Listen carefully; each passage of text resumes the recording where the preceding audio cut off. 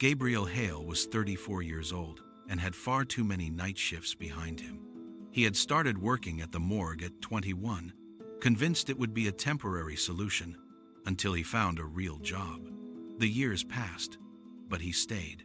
He lived in a modest apartment, surrounded by a silence that once soothed him but had begun to tighten around him like a cold hand. Still, he loved people. He loved the peace that came when they went quiet forever. "I take care of those who can no longer take care of themselves," he would say softly, as if explaining himself. Lately, however, the silence wasn't just silence. Sometimes he heard footsteps outside his apartment, though no one was walking there. Sometimes he heard a faint rustling from the kitchen, as if someone were moving in the dark. And what troubled him most was the soft whisper of his own name, always on the edge of sleep. Gabriel was a rational, level-headed man, and yet, sometimes he would sit on the edge of his bed, head in his hands, whispering to himself, maybe it really is schizophrenia. He didn't know whether that thought frightened him more than the silence or calmed him, because at least it offered an explanation. One rainy evening, returning from work, he found a small package on his doorstep. There was no sender, only his name and address, written in handwriting that looked as if it came from another time. Inside was an old film camera, scratched and heavy in the hand, but surprisingly well preserved.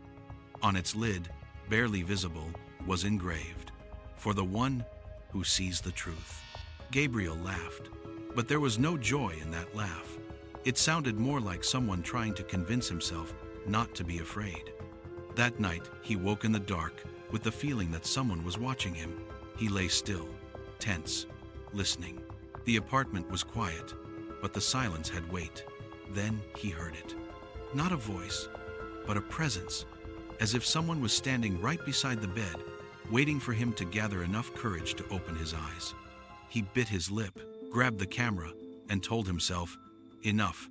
This won't take over my life," even though he didn't know what this actually was. The morgue looked darker that night than usual, as if the light were weaker, the air heavier.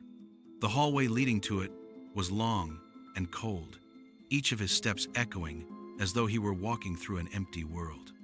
The fluorescent lights flickered in a rhythm that felt almost unnatural, as if someone were deliberately dimming and brightening them.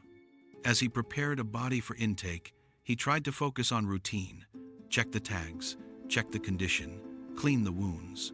But the man's face was scratched, almost twisted beyond recognition. Gabriel felt a heaviness in his stomach when he looked at the hands, too similar to his own, a scar above the left eye, far too familiar. No, I'm tired. This is just a hallucination, just stylization, a trick of the light." As he spoke, he sounded like someone trying to convince himself, not others. Then he heard a whisper, "Gabriel." He blinked rapidly, trying to shake the voice from his ears.